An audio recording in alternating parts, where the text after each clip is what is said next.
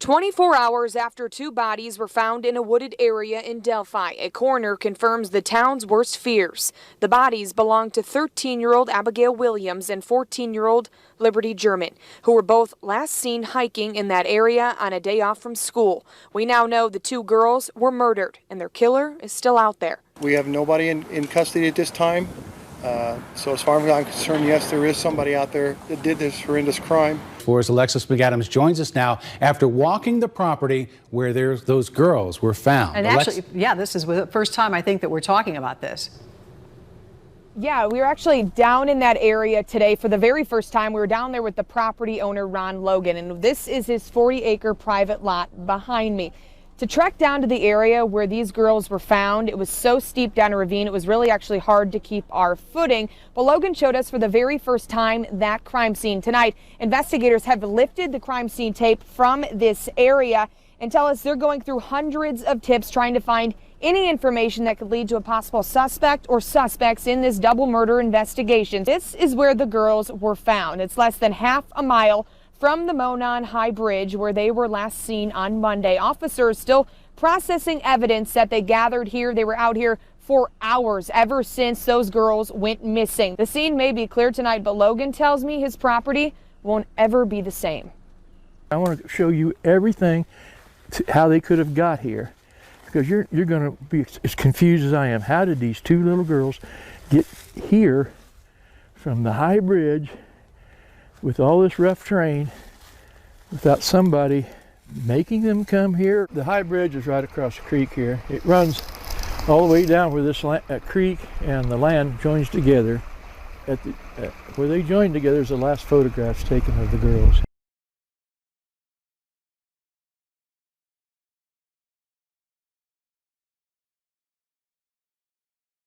I actually walked with Ron to the crime scene after it was cleared by investigators a few weeks ago. He showed us the area where the girls were found. Tonight, police are searching for evidence to either connect him to the case or clear his name. This is at least the second warrant served at his property recently, but the investigation has led police to take another close look. We have to have enough to give a judge the reasonable suspicion that there's something there, and that's what we've done. Just with the information that we've gained through the investigative process. It's not just him that we're looking at, but all the cases that and all the pictures that we've received, we do the same thing with. Am I frustrated with the police and their work activity? Absolutely not. I mean, they're working as diligently as I've ever seen somebody work on something. Abby's last Christmas is still on her mom Anna's mind. Christmas morning, and got through all of the presents, and they started going through their stockings. And Abby just had this look on her face, and I was like, babe, what is the matter? She goes, I didn't have a stocking. And I went, Mom forgot. Mom forgot. And I was like, honey, I'm sorry.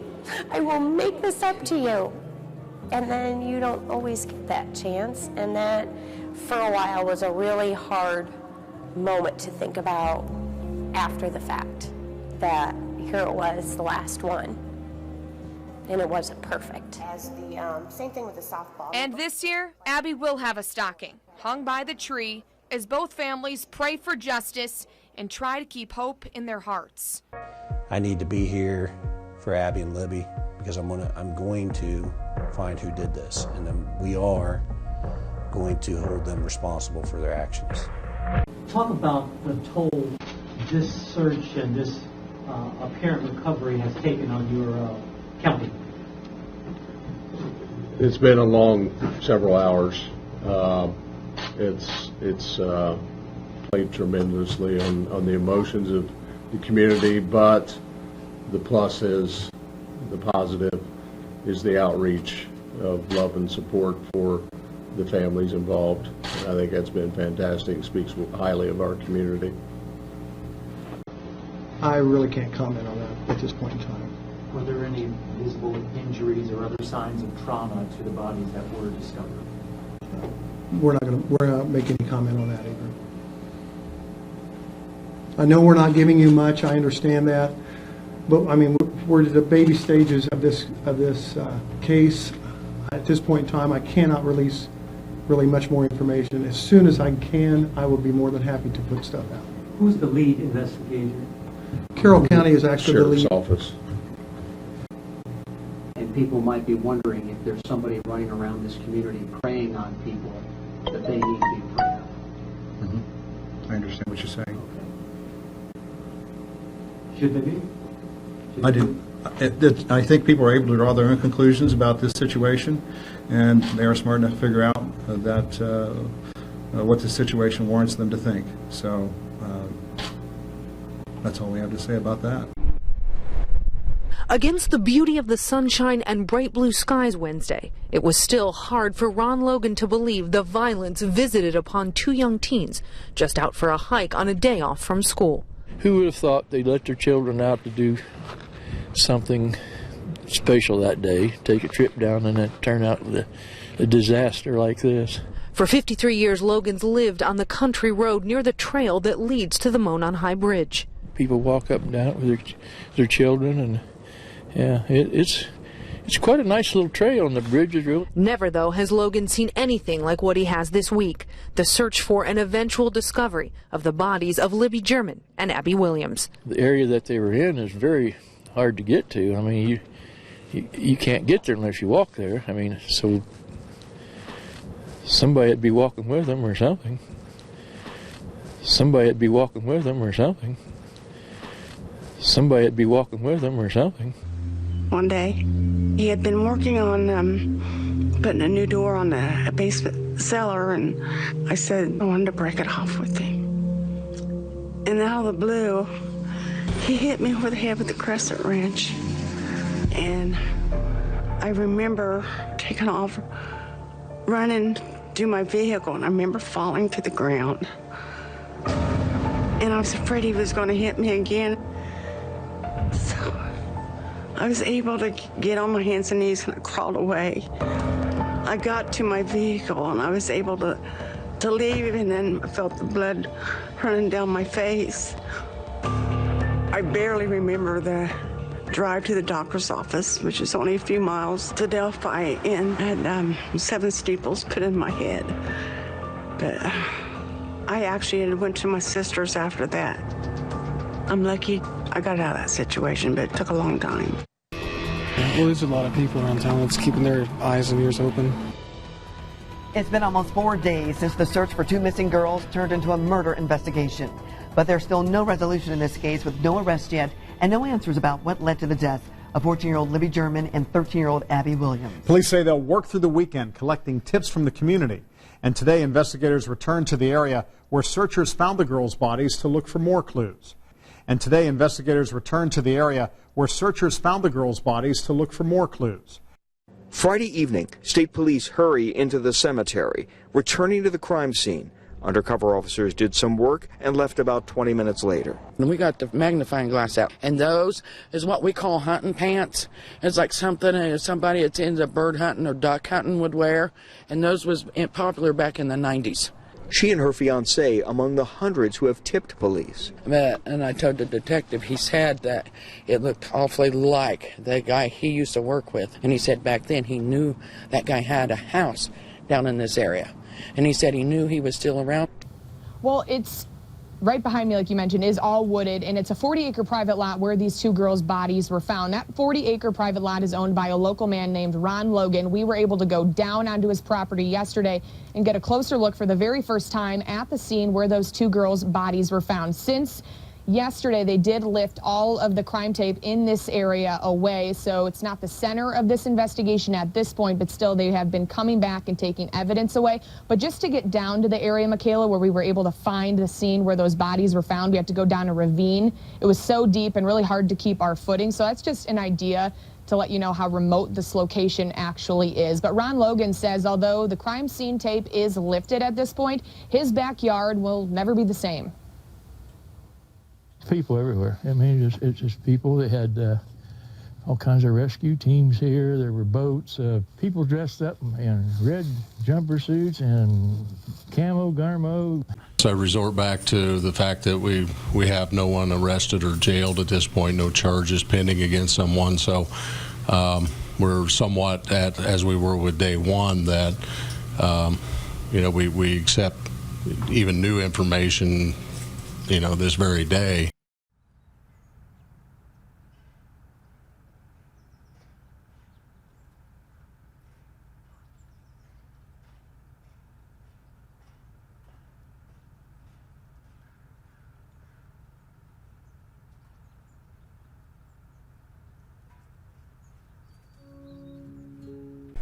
Richard Allen's attorneys filed this earlier today. It's a motion to begin his trial early, and it kicks in a brand new clock that starts ticking immediately.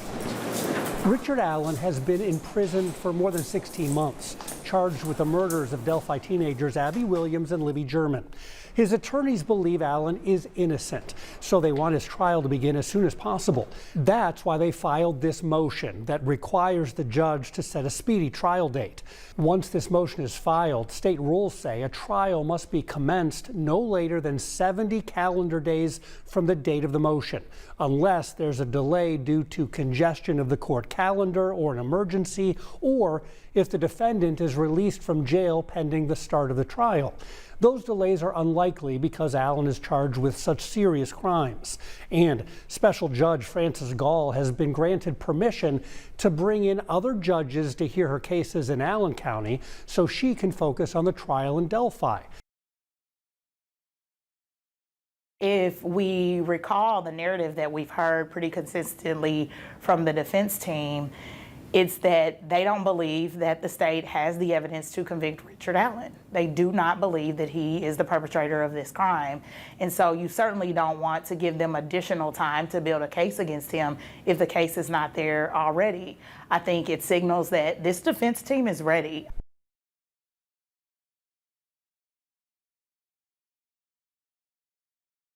And we're going to go ahead and throw you to the wolves. Let's do it, bud. I'm ready. When we got into it, it was at my house in my living room. It wasn't out in the woods doing some ceremony by a river. He was starting to be untruthful about a lot of stuff. I would hear stories from people about how, he would claim to save my life in Afghanistan on numerous occasions, diving on me in guard towers while rockets were flying through, just off the wall crap. And one day his boy texted one of my kids and said, well, we're running late today. We'll be there in a little bit. And it's because we're at church. And so from there, I confronted him at my house about the whole church issue, going to church and then coming to my house and playing Asatru, and told him, man, can't be in both worlds with me, dude. Pick one or the other. If you want to go and do the Abrahamic stuff, feel free. As long as it makes you a better person, go do that. If you want to be over here doing this with me, then do this with me, and we'll make it happen. And he's like, well, I guess I'll just go ahead and split then. And that was it. There was no fight, screaming, arguing, body slamming, anything like that. It was two dudes talking in my living room, and he went on his way, and I let him go on his way in peace. If she said it and that's the words out of his mouth and it was verified by polygraphs and stuff, I ain't going to say anything about what she said, but it just blows me away that Brad would even go and tell people about that. And why she was even asking about me to start with. I was never going to date any of her friends. Never even met the girl. Me and Brad were already on our ways apart when he was starting to get involved with her. I never even met the girl. So they mention you cutting runes. And I talked to a couple of people who practice Norse paganism. They say that's a typical thing. Would you agree with that? Absolutely is. When you get your first hammer, like I know I'm wearing a metal one right now, but your first hammer and your first set of runes, you're kind of encouraged to make them yourself, put some thought and heart into the path into Asatru. And Patrick, please clarify about Flora. You mentioned you thought it was a closed case. What made you think that? Because I never heard anything about it ever since.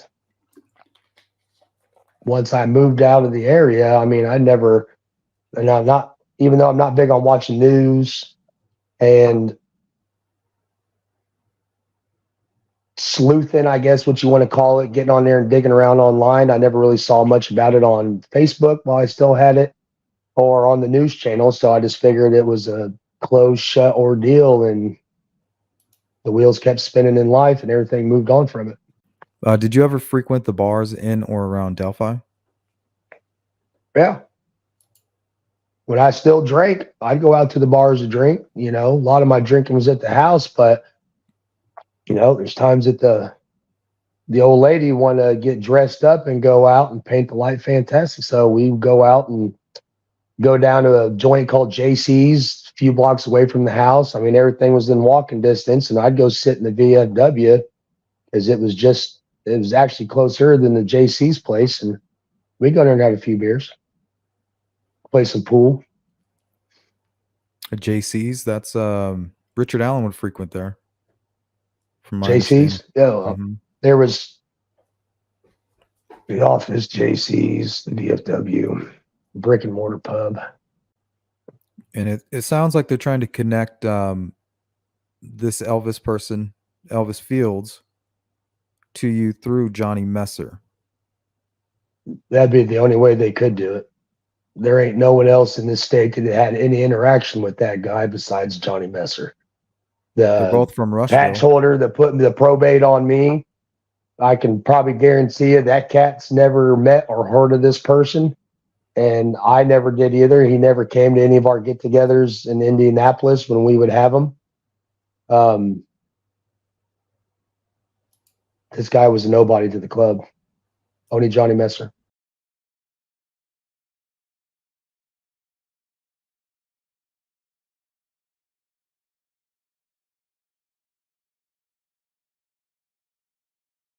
Brad Holder was only ever a supporter. He's never a Vinlander. He was never a probate.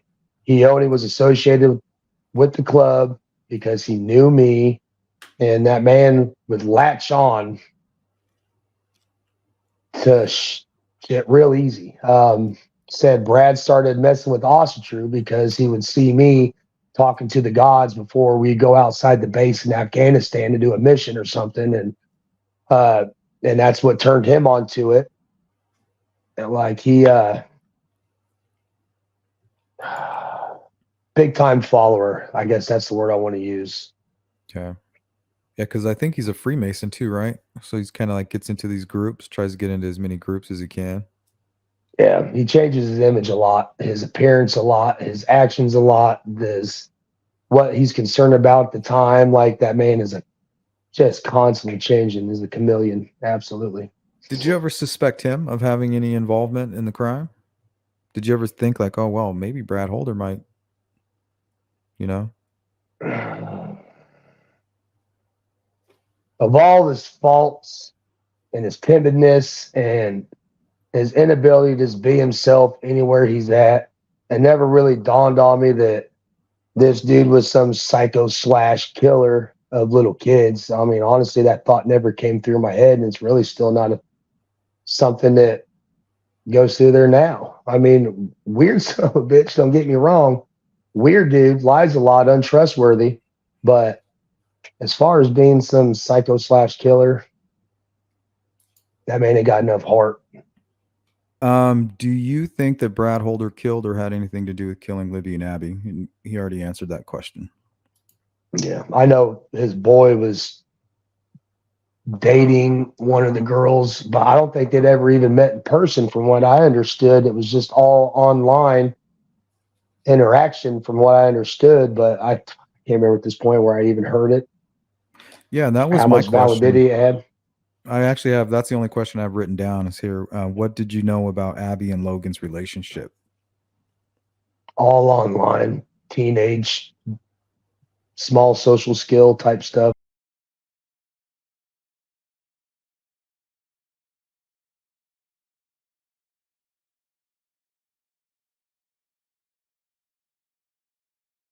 There was a comment made about fanny packs on a video that you did with your buddy Frank day and a half after our phone call that we had. Mm-hmm. I never said a thing about fanny packs.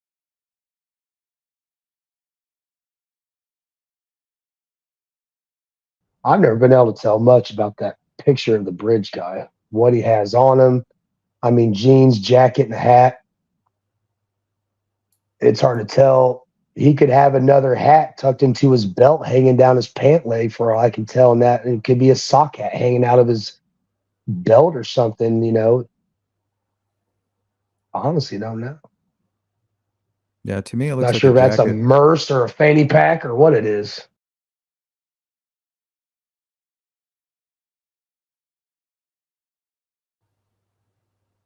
Do I think someone's framing for the mercy? Yeah, goddamn.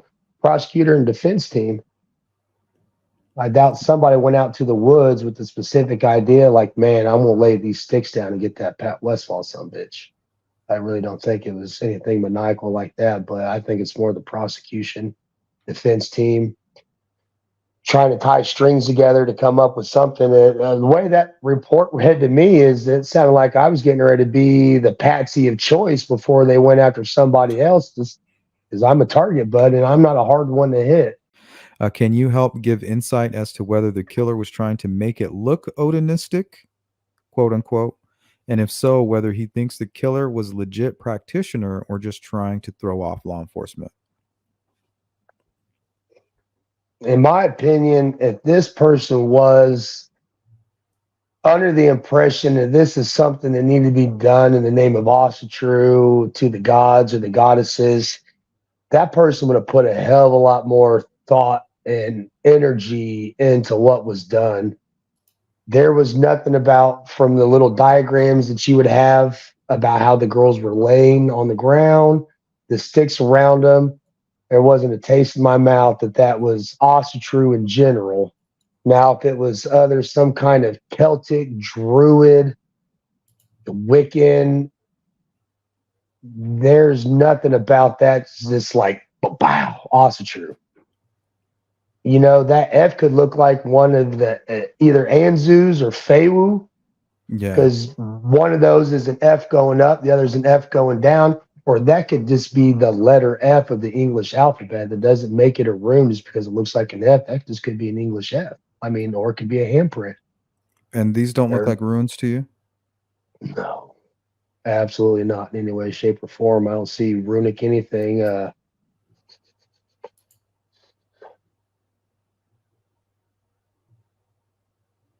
Upside down, the one you have in the middle, the F thing in the middle, if you turned one of the F runes upside down and it was merged off or inverted, whatever you want to call it, yeah, you see, so it'd still be backwards and upside down, and that'd be the only thing in that configuration, man, that strikes me as runic in any way. Let's see. How does your club view interracial relationships? The Vinlanders, nobody in the Vinlander had any interracial ordeals. Just like a lot of other people in standard society, you know, because somebody doesn't agree with it doesn't mean anything bad about them as a character or person. You know, there's tons of different kind of bears, but you don't see polar bears going out and being in relationships and breeding with black bears. You don't see red flying. You wouldn't be any kind of a probate or patch holder if that was the case. There's plenty of supporters that had mixed kids and other kids like that, but it's not as a patch holder, no. Did Brad Holder say he was some sort of a pagan priest? Yeah, Gothi. When we started the Kindred, I was kind of more like the rule enforcer, making sure everybody was, staying within the lines of the rules and the guidelines we set with our Kindred, because you set up boundaries, of expectations and things like that with everybody. Is that this year? And Brad was going to do the Gothi.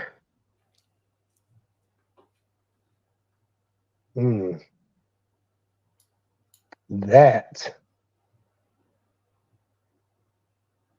I don't know when the hell that was.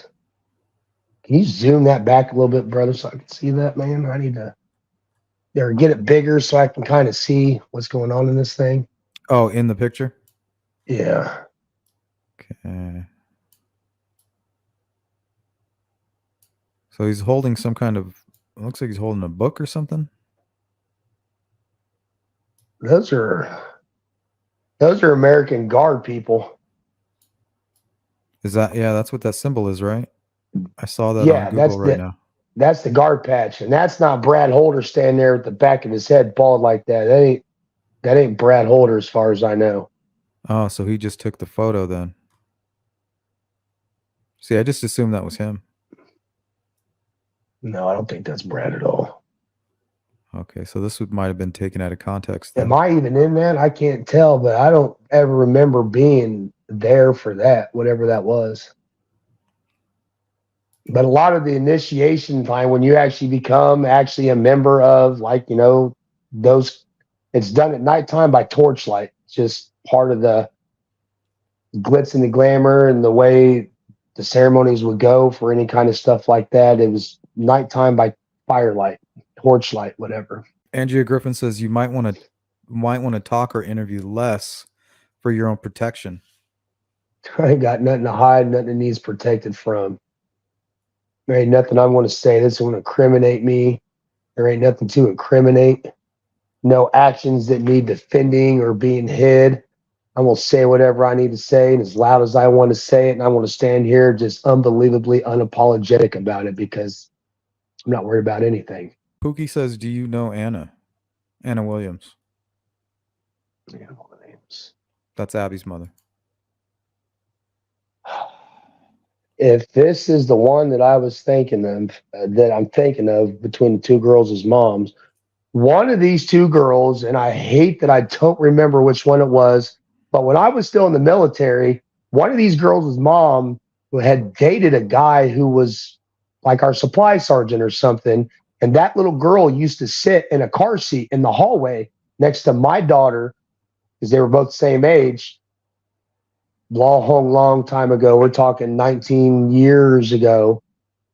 And once I saw her out in public after all this had happened. We saw her at one of the bars before I stopped going, and me and the woman I was with at the time had her come over to the table and sit down just because she looked like she needed someone to talk to and people around her, because she was just kind of sitting there and, you know, the kind of mindset and you'd imagine a parent would be that lost one of their kids. So then it dawned on me who she was, and then she remembered exactly who I was, and we sat and chat and talked, and that was the only conversation we had, really. But I did know her.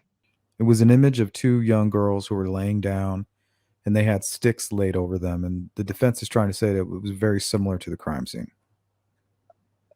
The defense is also saying the fact that I touched a tree is similar. I haven't seen the photo, but with the way the defense is twisting and stretching the hell out of everything, reaching for straws so far away, I'd have to see that photo before I could have any thought or opinion on it. It's creepy as hell nonetheless to hear about it. But I'd really need to see it, man, beforehand, because I'm actually dying to see a photo of that, see what this Odin report actually has in it and how bad he twisted and, you know, pulled stuff just to make that memorandum look the way it did towards me. It's creepy as hell that drawing was there. And if it's anything close to what the defense is saying, that is some creepy shit. Right. And it definitely should be looked into. There ain't no joke about it, because if that man has something to do with this, it don't matter what I say, what I do. This image is stuck there now. It's going to hover above my kid's head now. I mean, how in the hell are you going to shake this off of you? Especially, I mean, like you said, dude, you look at me on paper, bro.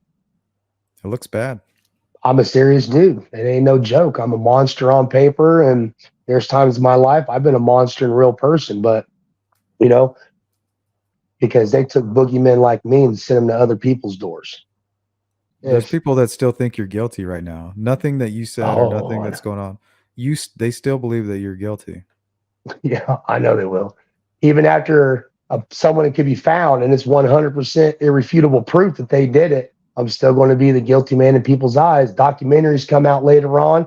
They're just going to relight this same fire back up, and it's just going to be problem after problem for the rest of my life. And at this point, I'm just going to have to do the best I can to dodge it.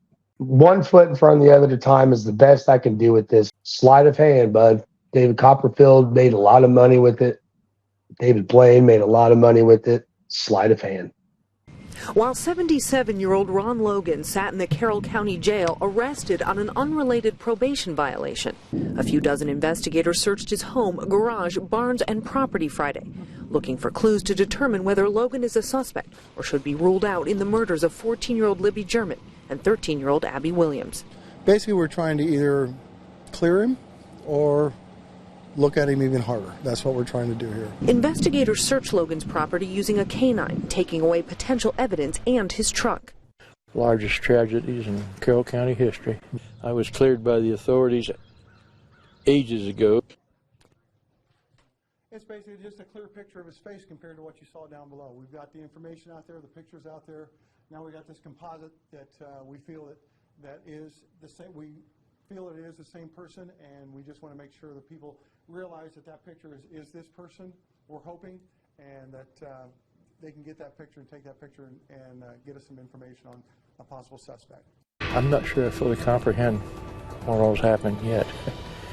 2 young kids playing, you know, thinking they're having a wonderful day, Valentine's Day, and ends up in one of the largest tragedies in Carroll County history. It's just hard to comprehend as to what's happened here. Investigators worked 2 days gathering evidence and looking for clues to the killer.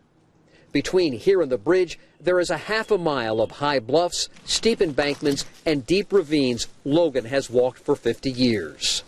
No one carried him here. That would have been too physical. They may have just been hiking, checking out the country.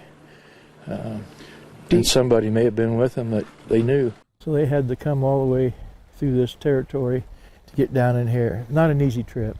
A double homicide. This is a first. That's right. Tonight, Indiana State Police tell me they have used familial DNA testing in past cases. And right now, investigators say they're using every resource they have to find this guy. We're going to work this case until we either solve it or until everything has been exhausted. But tonight, the man who killed Abby Williams and Libby German is still out there. People don't like to keep secrets, and sooner or later somebody's going to say something somewhere, and somebody's going to hear it, and we're hoping that person that hears it, they don't write it off. While Indiana State Police wait for that one last tip, investigators are using other tactics to track this man down, including DNA, which is being analyzed by the Indiana State Police Crime Lab. That information is then put into a national database. I asked Indiana State Police Sergeant Kim Riley if his investigators are using that test in the Delphi case. It's something we are using in cases. Are we using it in this specific case? I'm not going to say one way or the other. But Riley tells me familial DNA testing is available to the department and says investigators are working closely with those who cracked the Tinsley case to see if their methods or findings could help solve the murders of Abby and Libby. We are using information from that case to help solve any other cases that we have. The FBI is putting together a suspect profile to help identify the killer of those 2 girls you just saw. After 50 years of living on the land, Logan says the girls would have had a very hard time traveling the wooded area on their own. It's rough. Back of my property here, there's a ravine on that. It goes way down. It's real deep. The ground runs like this, and it's real difficult to navigate. We're going to get to the bottom of this. We feel confident, and you know, we're going to do everything we can within our resources to reach justice in this situation. It's just a normal course of this investigation. As we talked before, this isn't the first search warrant we have served, and if you go by the social media sites, we'd have 1,000 people in jail by now. So we're just letting people know, let the investigation run its course, and this might not be the last search warrant we serve. It's part of investigating a double homicide. Now, in total, investigators note they have now served roughly a dozen search warrants in this case without making any arrests. The purpose of a search warrant is to find any evidence that would connect to this crime, and that's the purpose of going out and talking to people and doing these search warrants. We're finding out that there was things that were said that were not true, or that things that were that we've uncovered since the interviews that we're just double checking to make sure everything's lined up. That brought police back to the Delphi property where the bodies of Libby German and Abby Williams were discovered. Scott, this investigation here, search started 6 hours ago. There's no sign of it letting up soon. We have the FBI, state, and local police searching the house, the garage, the outbuildings, the field behind the outbuildings, even into the woods. This is just a few hundred yards away from the girls, where the girls' bodies were found. Police seized hands full of evidence, hauled away Ron Logan's pickup truck, and searched the home, garage, and farm buildings with the help of a canine. Investigators aren't saying precisely what brought them here or what they're looking for. We want to either clear him or look at him even harder. They've conducted dozens of searches, interviewed scores of potential suspects, and given some of them polygraph tests. They've made no arrests. We've done all kinds of things to other people, and it's all part of trying to clear them and try to get them to either be more of a suspect or to get them clear out of the picture and get them cleared, and so they can move on with their lives.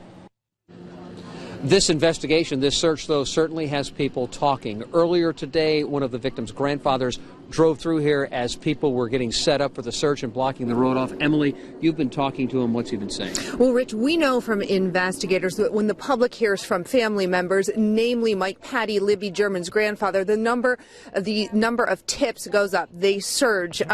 Patty has said it could take only one tip, the right tip, to break this case. So we reached out to Mike Patty today to ask him what he thinks about investigators being back at this property here today. Here's what he had to say, quote, "My reaction is I hope the investigation, wherever it takes police, leads to the arrest of the person or persons involved." Now, investigators say with this latest development, the searching of this property, more tips have come in again today. And a frequent mantra among investigators about solving this case, Rich, has been today is the day. Of course, we had this massive search that's still going on today, but no arrests. And Emily, I think this is a surprise, and it is extraordinary to be searching an area that is so close to a crime scene that is over 4 weeks old. You'll be following the story tonight. When there's something new, we'll put it online and, of course, on the night beat.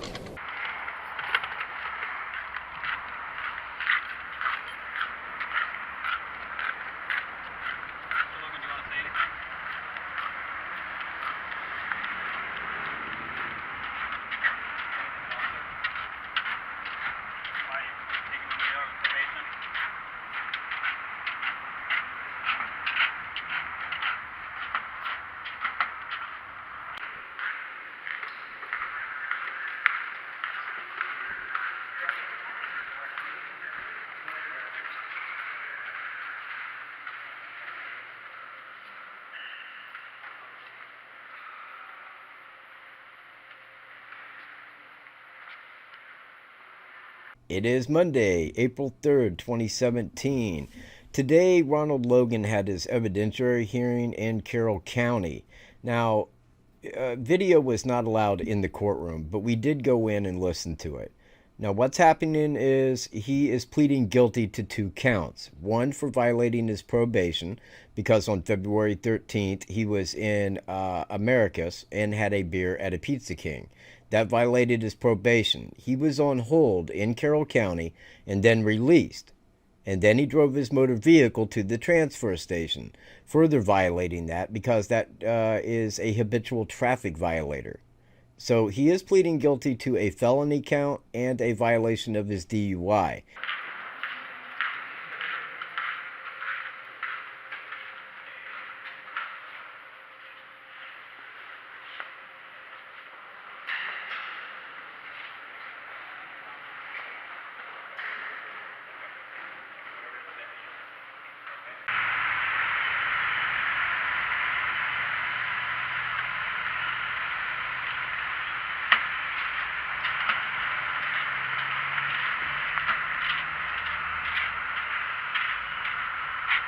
Do you have anything to say?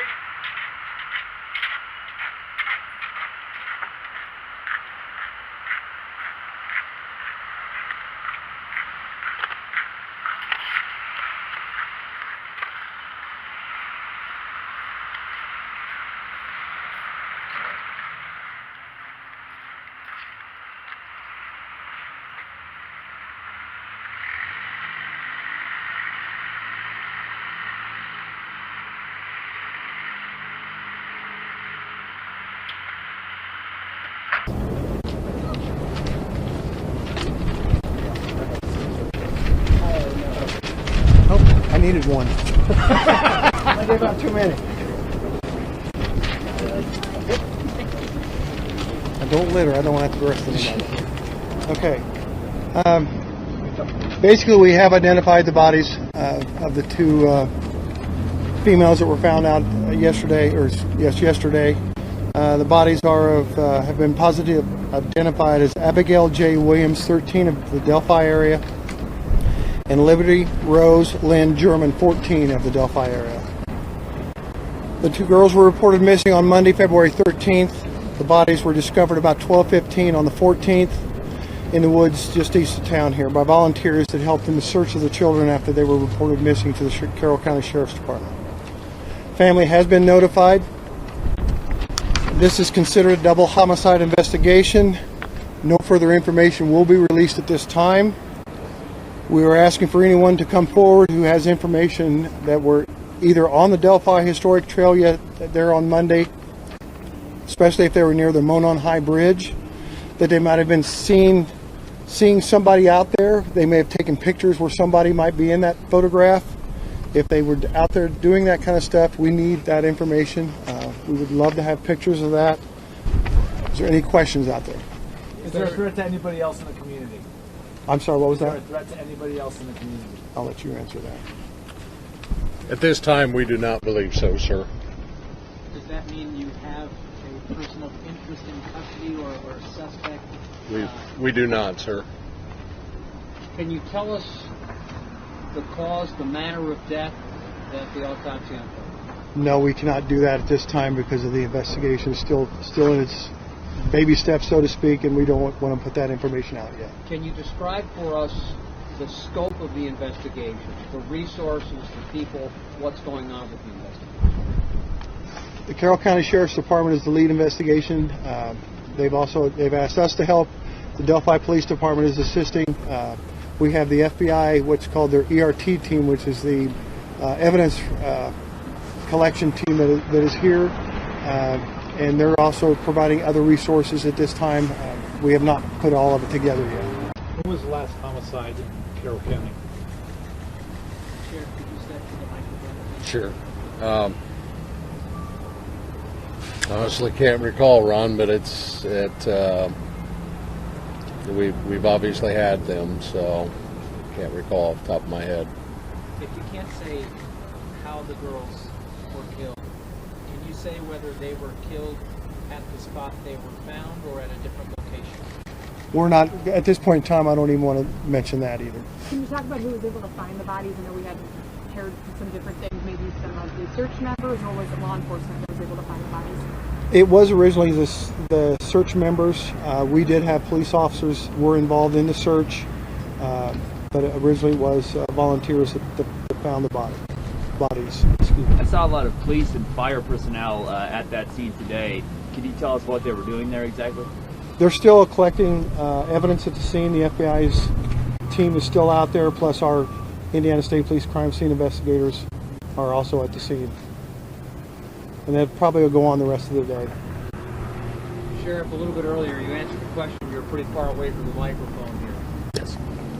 Should people in this community be concerned about someone running around targeting kids? My response is no. I feel safe for this community. Whether or not folks should be alert and watchful, that's a true statement, a fair statement. But we always encourage that folks always do that. Do you think this was a random act, or? We're not going to comment on that at this time. Whether or not people should be concerned, is it the case that there is a killer on the loose somewhere right now, or killers? I would have to say yes. I mean, we have nobody in custody at this time. So as far as I'm concerned, yes, there is somebody out there that did this horrendous crime, and we're going to track them down. Can you explain, we're getting so many questions from viewers and readers. Can you explain the reasons for not stating the cause and manner of death? I know it's to protect the investigation, but can you talk about how guarding that information protects an investigation? You want to comment on that? Sure. Obviously, as you well know, some of that information could be key in a prosecution, and so I feel like that information at this current time needs to be protected so that we make sure that the case is properly handled when the time comes for criminal prosecution. Has the Delphi area ever had a double homicide or a child homicide? Neither that I can recall. Hey, Sheriff, given nobody's in custody, are you going to be doing anything different from a law enforcement side in terms of staffing, trails, increasing patrols anywhere, anything different that you wouldn't have done before Monday? We will, I believe, be more vengeful, I should say vengeful, but mindful of a lot of the trail system is within the city of Delphi and part of their property. And so we will assist the city police with any additional law enforcement that they need. We will always invite folks to contact us with any suspicious activity that they may observe or anything that just does not look right. We always encourage that.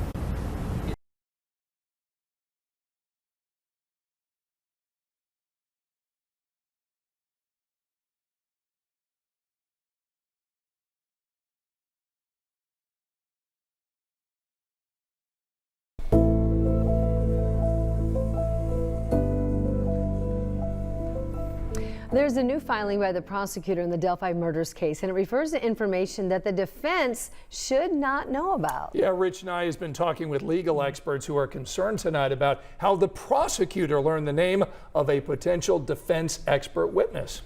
Leaked information. We've heard that before in this case too, right? Carroll County Prosecutor Nicholas McLeland is asking for the mental health records of Richard Allen since he was moved to a state prison. But in the prosecutor's court filing, he cites information that was only available in a private defense document.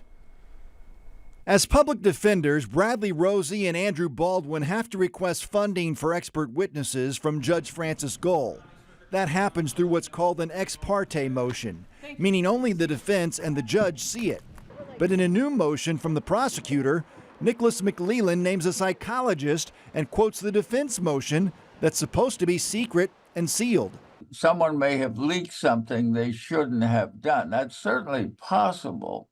And if that's true, the court will no doubt want to find out who it was that leaked it. It raises questions on how another party here, the state of Indiana, would have received a copy of an ex parte motion. The Indiana Public Defender Council says this case screams of the problem in most courts across the state, where the public defenders are not independent of judges. McLeland did not reply to a message asking how he got the information from the defense ex parte motion. And I talked to several attorneys today who all said this is a serious problem that could result in sanctions for whoever's responsible and even more legal battles. The defense has also filed a motion now to extend the deadline for discovery in this case. Certainly you've seen all sorts of twists and turns, haven't we, on this? Absolutely. And we're not done.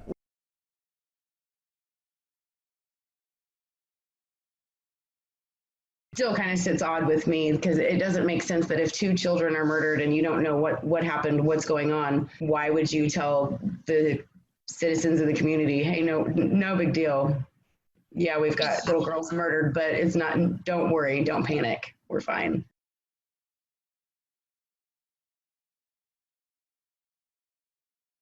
And I think a lot of people get drawn into that drama and you see that and you're like, well, it's got to be the guy. But until we have some evidence that proves it's the guy, there's nothing, I mean, it's no more than hearsay. That's very scary. We don't want the wrong guy to get arrested. But we got to keep looking. Now they have said that they do have DNA. What they have, I don't know. What kind, whose it is, obviously, I don't know. That's one of those things that I guess they keep close to vest. So yeah, I can't honestly remember or even think of another case that we have as little information with as much as what was provided in the beginning, you know? It seems as if we have so much evidence that it should be very easy to solve it, wrap it up, and convict the guy.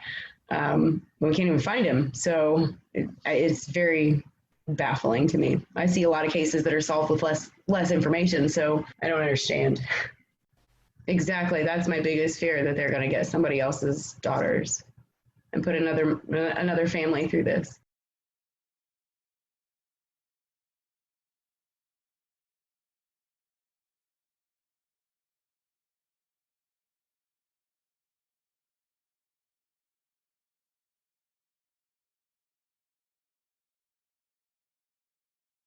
We did meet several people again this year that had not heard about the girl. See, isn't that just weird almost at this point? Well, that's why we go. Yeah. And one of my main focuses this time was to address the Chadwell thing. Oh yeah. So what did you tell people about him? Well, I told him that he's not important. He's not relevant right now. He's a monster. He's probably not our monster. And so many people took that and ran with it. Yeah. And we have gotten so many messages and stuff asking us, hey, congratulations, it's been solved, but it hasn't. Yeah. So my focus now is to tell people, listen, until you hear from the police, I don't care what the media says, what somebody looks like, what they're doing. Do not you assume that it's not him until the police tell you different. But we have Mike and Becky Patty with us today, again, who is Libby's grandparents, to tell their side of the story. When I got there, there were several vehicles at the trailhead parked there that I couldn't, so I had to park over on the other side, on the Mears side, in the ditch. Let's continue to fan out and look. I said, they're, obviously somewhere. And at this time, somewhere through that, they called us up to the police station because it was starting to get dark. And so we went up there. Once we got there, of course, they're collecting as much information as they can. And then they wanted any electronic devices. So Kelsey was there. Kelsey and I came back to the house to actually gather anything, a laptop or, if there was a tablet of any sort. All the electronic devices, we took them in so they could comb through them. And somewhere in the midst of this, obviously, it had hit Facebook and social media, and there was all kinds of people starting to come out throughout the town because it's dark. I went out and started driving around, just trying to hit common spots you think kids would go, parks, around the school. There was a basketball practice going on at one of the auxiliary gyms. Somebody called in and said they thought they saw him there. So myself and another officer went down there and walked through that. Of course, there wasn't anybody there. Or there was people there, but obviously not Abby or Libby. And headed back up to the police station. And at some point in that, WLFI TV 18 showed up, and they were doing some interviews with us. I continued to drive around Delphi. Becky was at the station. Anna showed up there at one point, and they were taking care of all the business there. I was physically out looking, just driving around, again, looking in all the nooks and the crannies, things where kids might hang out. And then ended up reporting back to the sheriff's station later. And then it was a little after midnight. They called me back. And there was a whole group of them sitting there, and they said, we've decided that we've got, for safety, it's a group decision, we've got to cancel the search for the night. And I asked them then, I said, will they make it through the night? Because we're thinking that maybe they're, hurt, broke a leg or, And what they said to me at that time was, well, they have youth on their side. And I went back in to the fire station, and the majority of the official searchers were still there. And they asked me, hey, what do you want to do? And I said, well, I want to find them. And they said, okay, let's go back out and let's light up that creek. So we kind of started at the bridge and worked our way back towards town. And I don't know how many there were, if it was 20 or 50, but both sides of the creek, we had people walking, flashlights, everything was going. And of course that probably went an hour and a half, maybe 2 hours time we got back to the fire station again. And I said, all right, looks like morning it is. And I continued to drive around town till about 3:30, just hoping to see something, and came home, and then we convened back there in the morning, probably about 7 o'clock. And actually I got with one of the local firefighters and jumped in a canoe and floated down creek from the Monon High Bridge down into town. And then I can't remember how, I think I got a ride. Somebody gave me a lift, like on a Ranger or Gator or something, back up to the fire station. And by this time it's right around noon or whatever time I can't remember. But I heard over the radio that they possibly found them. And I think I must have heard the location because I drove straight out to the trailhead. And Becky was already there. And Tara was with me.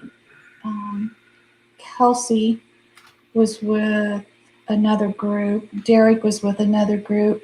Mike was where he said he was. And we were clear out, not very far from our house, in this big old field. And I thought, boy, this is pretty dumb. She ain't gonna go through this field. But we, they did a grid search. A friend of ours, her husband was in another group, and he had called her, and she come running back and said they found him, but she wouldn't tell me anything more than that. So we went running back to our vehicle and went to the trailhead. And at that time I went up to a fireman, and I said, hey, you need to take me to Libby. If they're hurt or something, they're going to need us, she's going to be cold. And he kept saying, Becky, they haven't found him. They haven't found him. I said, yes. I got a call. They found him. So when I found out, a lot of the firemen and stuff didn't know yet. That's how I had to jump on knowing. And he just kept saying, no, they haven't found him. They haven't found him. And I remember turning around. My sister was sitting there, and she was just crying. And I was all excited. They found him. I just needed somebody to take me to him. And all she kept saying was, I'm so sorry. I'm so sorry. And I didn't understand what she was saying. And why are you sorry? They found him. And she was in one of the groups that found them. So she knew. And she couldn't bring herself to tell me. But about that time, Mike come up, and he took me over. I remember him taking me over to the truck, and I was sitting there waiting, and I saw these guys in their swim gear and the divers. Some of them had come walking by and stuff. And the next thing that I saw was the coroner's van come driving by, and that's when it hit me that this isn't going to be good. There were actually a couple of groups. There were groups on both sides of the creek, and they were kind of like just across from each other. So it was kind of about the same time. All right. And has anyone wondered at all who contacted the media so quickly that day when they went missing? No, but it was all over. I mean, I don't know who specifically did, but I saw several people from where I work at Caterpillar. They took off work that day and were there. I mean, I can't tell you how many I saw, but if it was, 20, 40, 50 people, my coworkers just showed up and said, hey, Patty, we heard we're looking, we're here to help. And so they were at that fire station, in Delphi to get put into search parties. But is there anything there to uncover that maybe isn't super public yet or anything? As far as what way you guys are leaning, what you're thinking happened.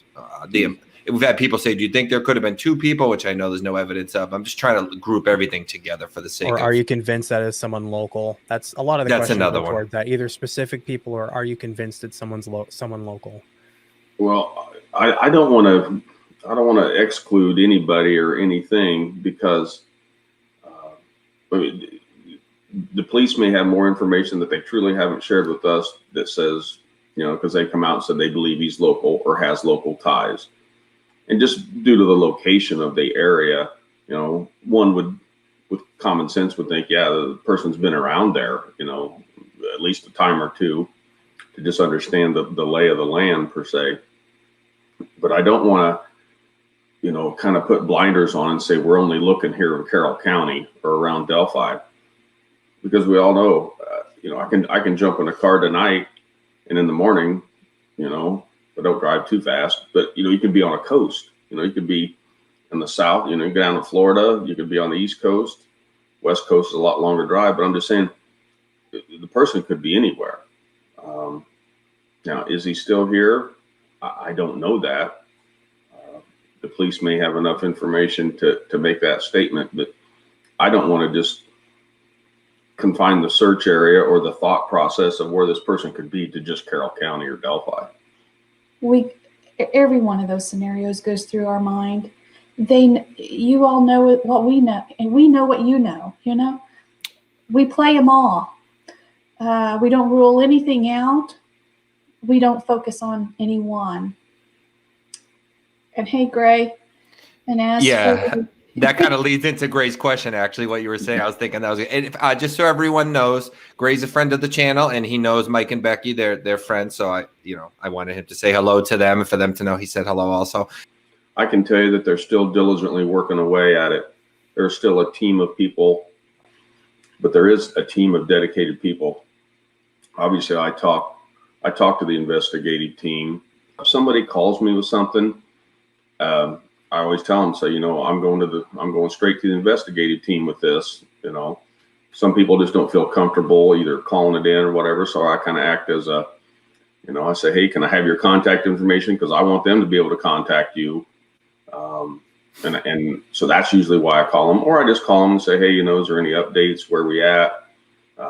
How's this? I ask, how's this COVID thing affecting the team effort? And so obviously they were kind of split up and working some remote locations, but like the state police still had a couple guys working on it. The county still has 2 or 3 guys working on it. But they're obviously not going to come out with me and say, here's our top 3 candidates, Mike. What do you think of these guys? They can't do that. And they won't do that. I don't want them to do that. I want to protect him, because when we make an arrest, the second step of this is the prosecution. Right. That's most important, right? Yeah. We get the guy arrested, have enough evidence to make sure it's the right person. We got the right guy, and then the prosecution takes place. And so having, anything that could jeopardize that, I don't want that. You know what I mean? If it's me not knowing something at this point in time, well, I want to know. I'm good with not knowing, because there's a bigger thing here, and that's to get to the end result. So, kind of on the topic of the investigators, some people believe that they need to release more information in order to either keep the case not cold anymore, or to bring more attention to it, that would somehow pressure them to make an arrest. Also, people have asked, will there be a 4-year press conference in February? What is your opinion on that? And does it kind of tie in with how you said you don't want them to release more information because it may give the person more of a heads up? Well, obviously I don't know all the information that they have, whether it's, you want to call it evidence or information, in and around this case. And that's truly for them to make that call on. Obviously, I would support anything to kind of expedite this whole process. Of course, we're coming, like you said, just up on the 4 years. These guys they're professionals. They're using, the tools in their tool belt to kind of solve this case. And if they feel that there's information that's pertinent that can be released, but they still have enough kind of in their hip pocket to go through with the prosecution, we're definitely in support of that. Kind of the picturesque scene, up on top of the bridge looking down over Deer Creek, just where a lot of kids go to hang out. Well, you got to remember, Delphi doesn't have anything but parks and trails. That's what we have for the kids to do. So if they want to go anywhere, do anything, their hangout is park or trails. So they didn't have a lot of options. How can the online community support this case? We will be, I didn't put the link yet, but as soon as this gets uploaded, I will in the description for the ballpark if you guys want to help donate and help support that cause. So that is one way that you can help, of course. But we switched sketches. So now we need the awareness out there. It's we may say, oh, I can't believe this, but there's still lots of people that don't know about our case. Many places that we go to, and we always wear our Abby Libby shirts, and it strikes up conversations. When we're standing in line at places, I had a lady that was walking past me one day and stopped me and said, what is this?